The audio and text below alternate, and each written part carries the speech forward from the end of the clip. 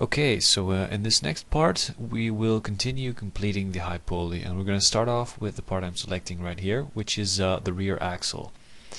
I've mentioned before, this is a solid rear axle. It's a mechanical part, and it should be interesting to add some high pulley details for the normal map here. What I'm doing here is creating a copy from my mid pulley base, and this copy I'll use to start my high pulley from. I'm adding it to another layer just to keep things organized. And I'm going to start out with these drum brakes at the back. I've explained what drum brakes are about, so shouldn't have to do that again. And immediately I notice here that there's something a bit wrong. They seem to be wrongly aligned to the axle, so I'm using my align tool to get those into place again. So I have my basic shape set up here, and what I'm going to do is create these as one solid part. I've just inset that part, and then I've done a weld, so the vertices are welded there. When you're doing high pulley, and it's easy to keep things attached when they are attached in real life. It's best that you do it because you get a much nicer transition between the two surfaces, and it makes for nicer specular and normals. So there we go. Adding some more here. These cylindrical parts are really quite easy to do. Basically it's just extrudes and insets all the time. So all I'm doing here is hardening some edges. There we go, some more hardening, and same deal here. That should be about right. And since the other side is an instance, it updates at the same time. And we have that little bug again there where it pastes the wrong modifier. Paste the turbo smooth on top.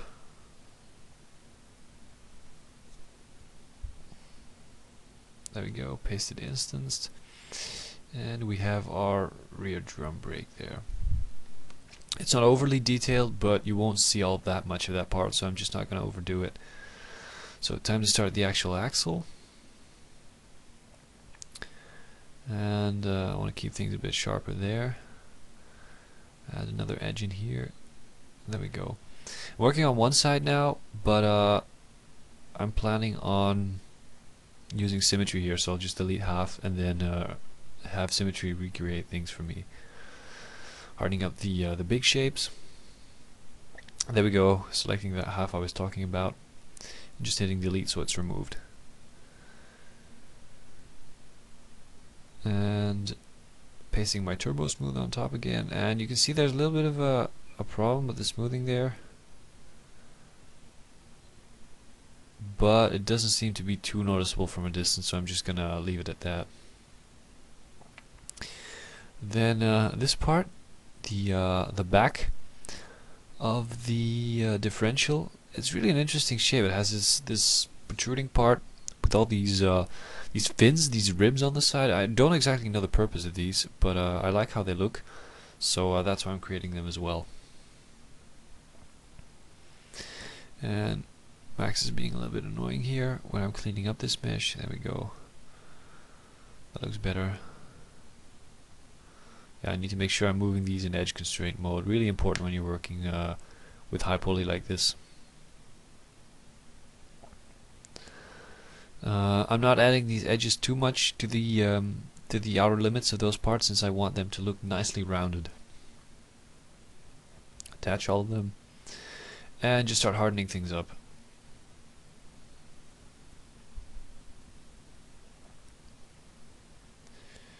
Yeah, I like to have a little bit of a bevel on that part. There we go, that looks good. Same here, some edge hardening. Yeah, that looks about right.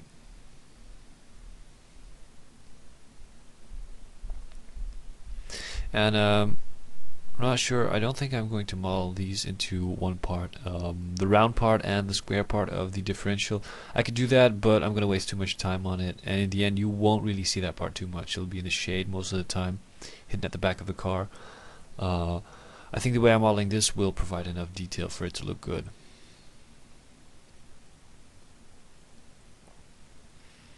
Yeah, seems about right. You notice I model a lot of stuff without checking turbo smooth first. That's because I have quite some experience with turbo smooth. I know how things will look without checking all the time.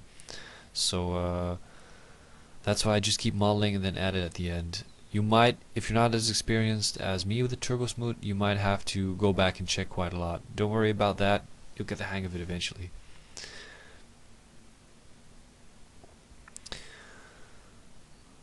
So I'm doing a little extrude here just to add some geometrical detail here, because I think that's going to look good in a normal map if I add some sort of edge like that. There we go. And something strange has happened here.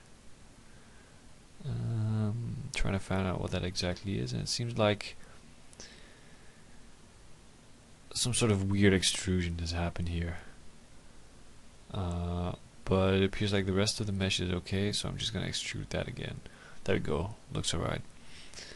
If you have these problems, just try to find out what went wrong, and if necessary, rebuild things. Okay, so I'm looking at my frame here, and I'm trying to get a hang of what else I have to model on that rear axle.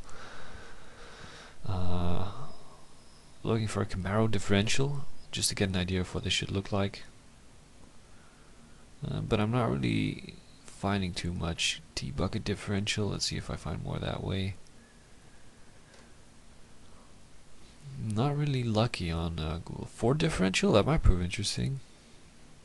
Then again, not too successful. Because I feel like I'm not confident enough with this part to model it. Yeah, this looks okay. You can see some brackets attached to it, and it's not exactly what I need. Mine's a little bit different in shape.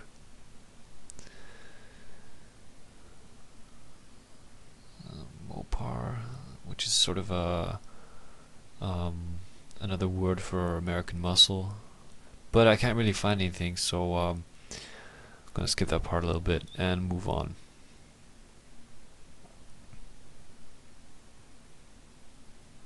Yeah, I need to rotate it back into the upright position. There you go, so I'm not modeling with a part that's rotated at 3.3 degrees. What's important here also is there has to be a connection between the transmission and the actual differential, so that the actual power from the engine, which is transformed in the transmission, is transferred onto the differential to eventually be distributed to the wheels. So the part in between there is called a drive axle or drive shaft, and I'm looking for one here because I'm gonna model one of these. It's actually an interesting system that can bend in under an angle and still transfer rotational movement. Just having a look here. Dodge drive shaft.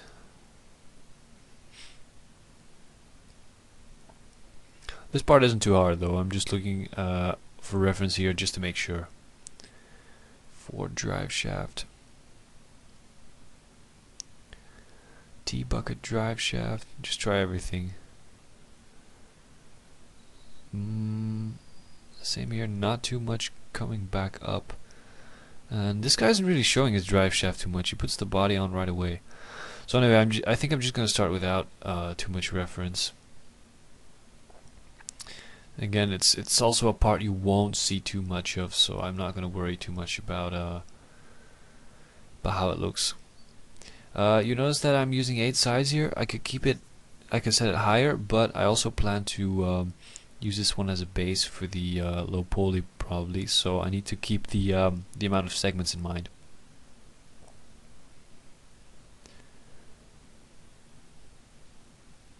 To make things interesting, I'm going to add some geometrical detail here as well.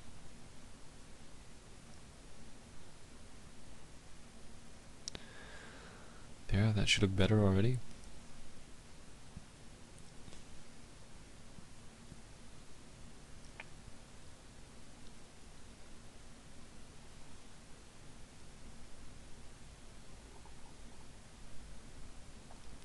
Yeah, what I'm doing here is that that special cardan part I was talking about. It's called I'm not too sure how you pronounce it in English. I'm sure it's called cardan, but cardan connection. Not all too sure. And these are just two U-shaped brackets with a cross-shaped connection in the center that allow an axle to be bent over an angle a little bit while still transferring rotational movement. It's not too complicated. It's a simple mechanical part, but it's used a lot in car drive shafts. So just adding some geometrical detail here. I'm going to create one and then copy it to use it for the other one. There's a round part in the center.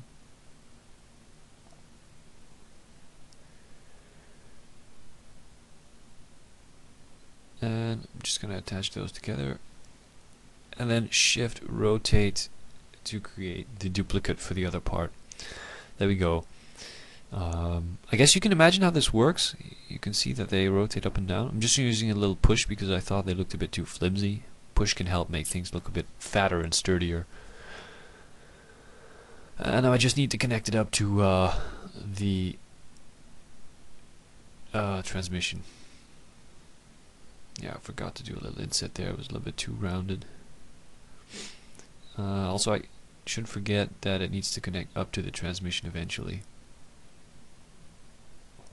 There we go. Our car's running gear is starting to take shape.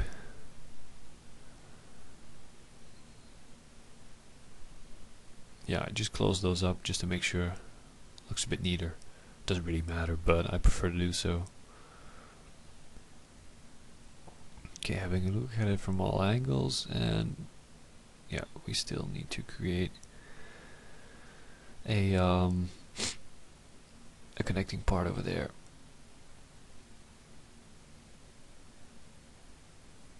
I'm gonna add some more sides to it.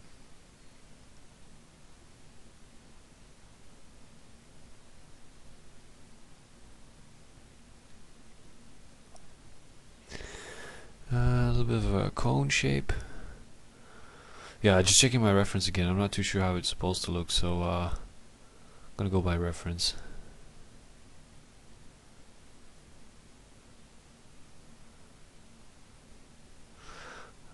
It's always handy to use a bevel here, since you can do insets and extrudes at the same time, or just separately.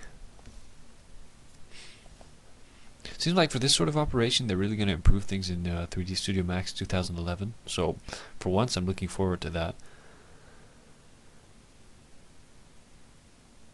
Alright, so add some more edges for our subdivision.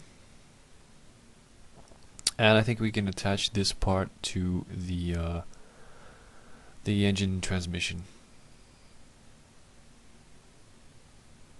Yeah, it seems like it's transformed a bit strangely.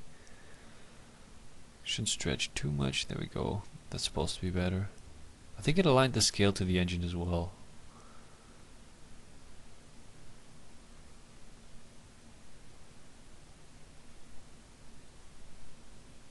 Yeah, there we go. That should be about right. And of course I can't forget that it's symmetrical shape, so we need to use symmetry on this. There we go, our final part of our transmission build. See, I waited a little bit to build this one since it connects to another part, and it's best to build them together so things match up nicely.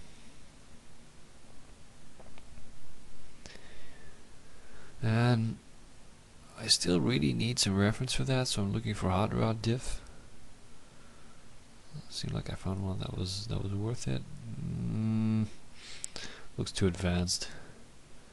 But let's see on this page, do they have anything more? Seems like they're building a really modern thing here, which is really what I'm interested in. Nope.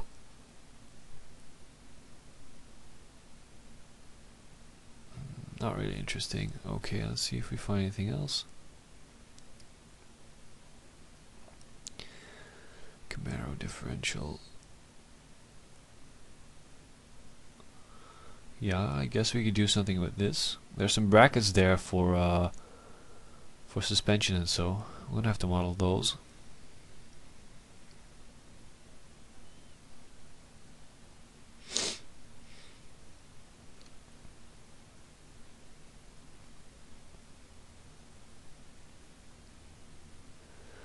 Mustang differential might be interesting also, because it's really all the same which type of part I'm using.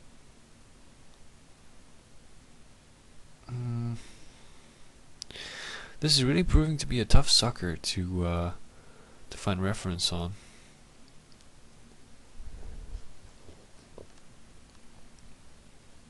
Looks like a nice supercharger. Could be good for reference. Look at that. I'm just gonna save that. I like how it looks.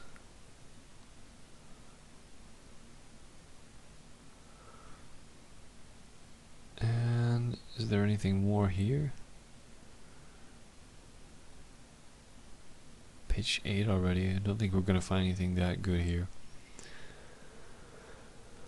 Lots of useless pictures. Sometimes you just need to get lucky and find that fantastic reference. Just differential. Has to be a typical American one though. You have to watch out not using some European or Japanese style differential.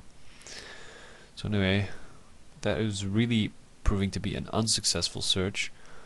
So I'm going to do a bit of my own freestyle detailing here. When I have some sort of rounded part shoved in there.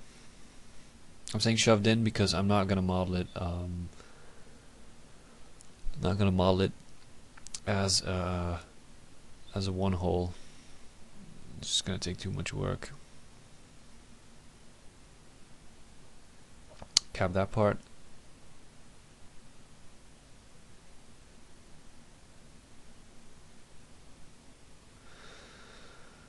And an inset. Set that to the 0 axle.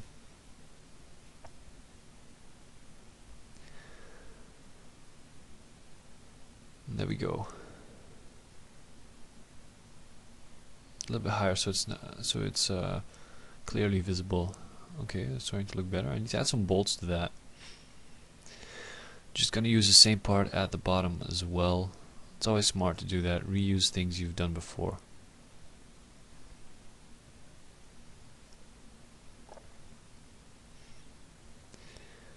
And I'm gonna have to add some more detail here, so I'm adding a little box.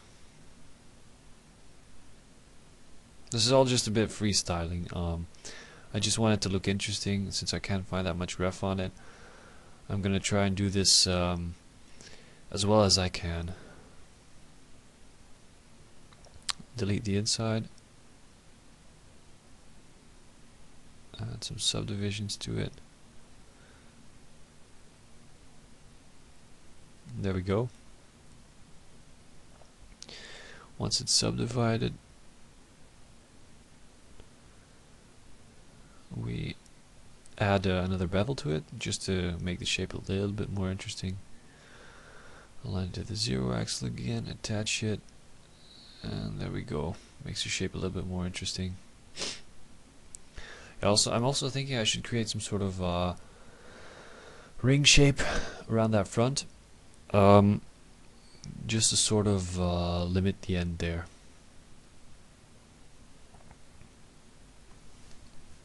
There we go, that's better. Move it back a little bit so it's not too doesn't look too strange. Yeah, I'm gonna have to add another line in there.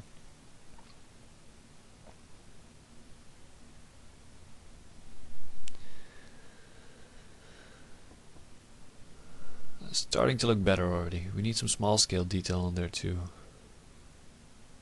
And there we go. Bolts. Yeah, reduce the number of segments because you don't want to use too much for something as simple as that.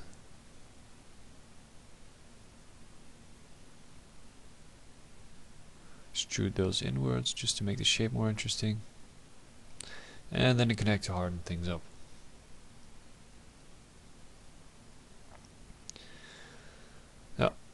Place that over there, maybe a little bit outwards, something like that. And then align the pivot to that center part. Yeah, the pivot's being annoying.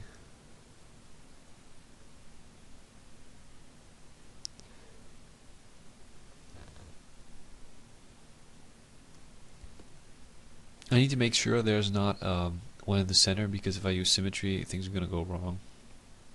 Okay, now we can attach all these little ones.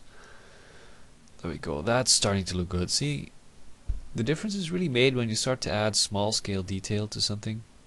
It was a little bit too much, so I'm removing them. I don't think it was realistic to have that much attached to them.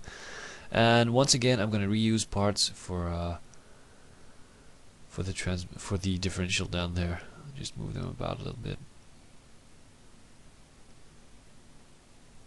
Yeah, same here. I'm going to use those at the top, over there, and over here, and do the same thing at the bottom there. And that's starting to look a lot better if I do it like that. I could add some more, but this will be covered by the car, as I mentioned before. Well, mostly covered. You'll see some of it. I'm just going to break up that big surface on the side by adding this block piece over there.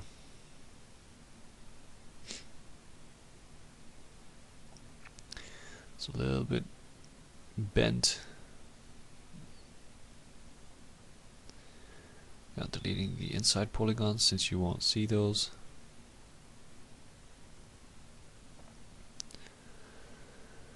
And adding the same old edges just to make sure things don't smooth too much. It's starting to look okay for a differential like that. Maybe needs a little bit more work. We'll see. Think about this part. If it's not a little bit too empty, but might be fine.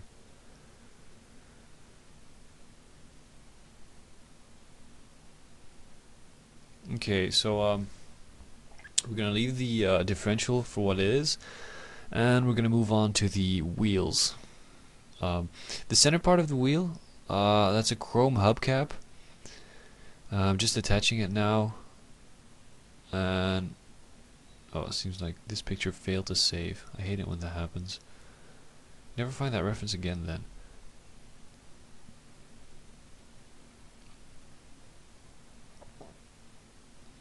Yeah, those chrome hubcaps are mostly from that red hot rod. Let me see. Yeah, I'm basing myself on this one a lot. So I want to make my high poly wheels similar to those. And you might be wondering now, is he going to create the high poly tire tread? I'm not going to.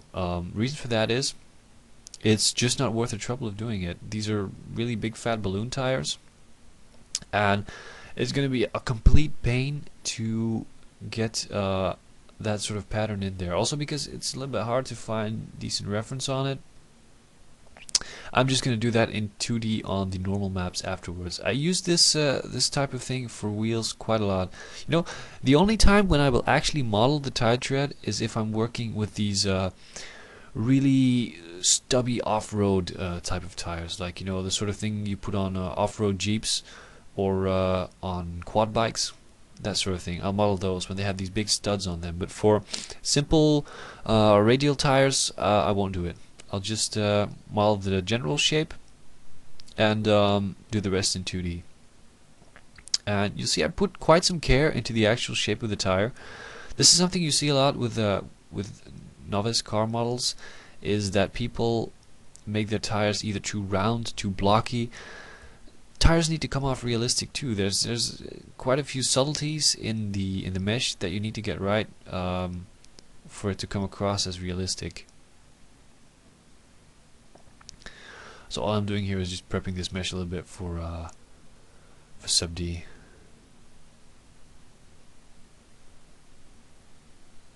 There you go. Move that inside a little bit. Just some subtleties in this mesh to get it to look good. I'm probably gonna have to add another loop here since it's gonna be too round otherwise. Tires have sharp edges, but then again they're not too sharp, so need to watch out for that. And also I like this sort of indented, subtly that shape of the tire, I really want to get that down into mine. I think it's interesting for the speculators if the tires aren't too balloony. Yeah, that looks like my reference. See, that's why I like this reference. You can see that the middle left of the reference says it's inset a little bit like that. And also, that was pretty obvious on my reference. The tires sat more inside, so I'm just going to try and mimic that effect. I need to add some more geometry for that though, to get the curve down right. And what I'm doing now is I'm going to duplicate these parts because I would like to get some white walls on this hot rod. White walls are these, simply white walls on the side of your hot rod. I don't exactly know why that is. I think it might be to protect the tires or something, but I like the classic look of those. Looks pretty cool.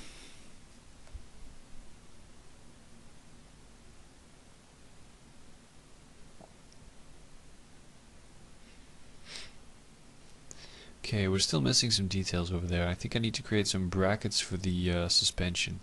The smoother tire looks okay. Maybe the hubcap needs to be a little bit bigger. There we go. But yeah, that tire's fine. Okay. Now we're just going to simply duplicate it to the other side. You don't have to do that. I'm just doing it so that I have a complete image of the high poly. I'm copying those, and I'm going to create a high poly of these wheel parts as well. This really won't be a big deal, just adding some edges around there. I'm doing these subtle extrudes and insets, since I know that'll look good on the normal maps.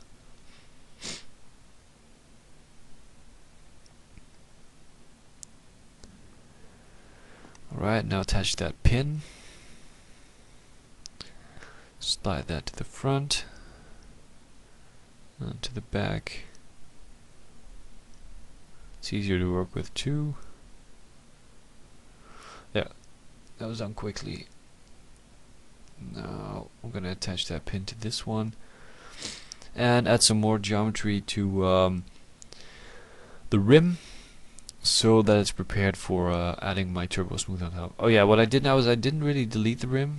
I hid it, so that's a little bit more obvious to work with. I want to go for these wire wheels, as I mentioned, because I like the contrast between those really flimsy wheels and fat back tires. There we go. Gets a little bit more of the tension on the rubber in the tire by adding these curves in there.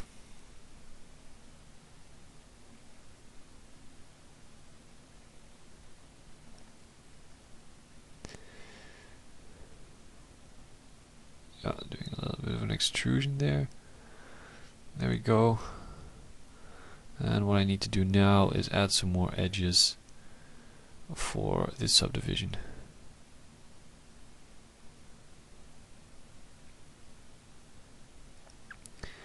Paste my turbo smooth on top, and that looks okay. Maybe a little bit too squarish. The center part looks okay. Tire itself.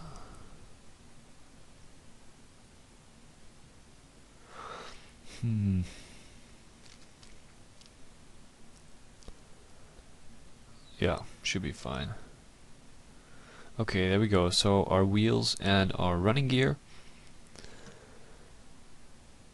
And if I unhide these parts, there's another important thing. It's the frame, and I don't have a high poly frame yet. I think we're gonna do that next. There we go. Frame, instance, HP frame. To the right layer, and time to attack this. This is gonna be pretty easy. It's just some block shape. Should be a breeze to do. Some quick subdivision edges.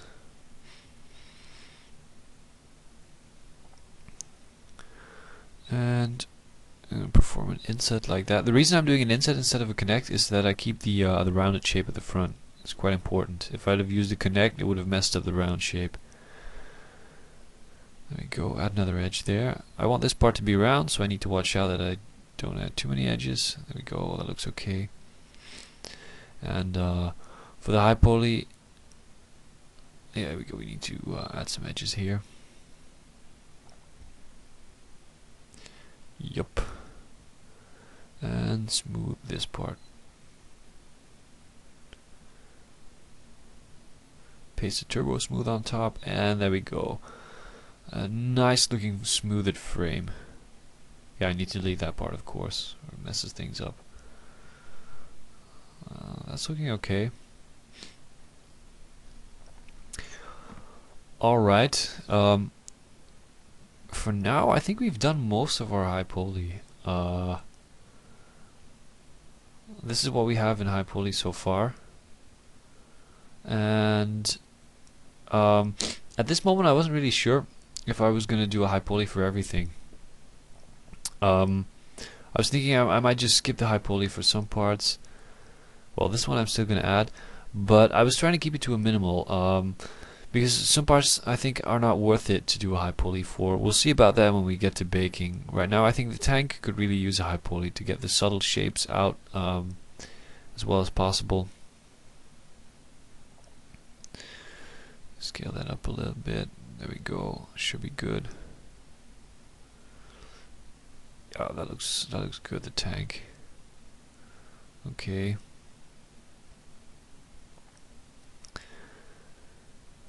Let's see. This is my low poly. Yeah, I'm gonna start working a little bit on the low poly now. As I said, for high poly, I think we've gone far enough. We'll see if we need more later on. I'm just gonna start simplifying this a little bit. Since it could be interesting to work on the low poly for a change now as well.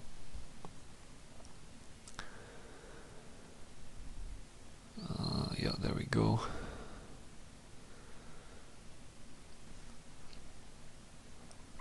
See, I might start working on this differential low poly a little bit. I'm gonna just delete those shapes entirely. Rotate that back to 90, just like the high poly mesh. You need to keep that in mind. And align those correctly. And do the same thing for the wheels. Yeah, another the X position. It's a little bit tricky if you're moving high and low poly, but you want them to be in the same position for baking later on. You need to keep that in mind. I think the hubcaps didn't move, but I'm not too sure. Okay, so let's see what more can we do with a low poly here.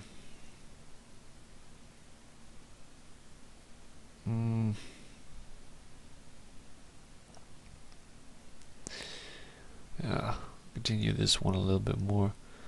I'm gonna try to keep this one as simple as possible, since what I've learned from normal maps is for the really advanced parts, don't try to build a cage that conforms with every single subtlety of it. Just try to build something general, and it can end up looking really good, way better than you expect sometimes. So for this part, I could try to build a low poly mesh that follows each of those little rib parts, but it's just not worth it. It's going to add more polygons. It's going to cause more trouble in wrapping. It might cause more trouble when baking, and it's going to be more work texturing since there's more polygons left. See, same here for these drum brakes. Just a simple cylinder, and that'll work just fine. Alright, saving it, and see you in the next part, guys.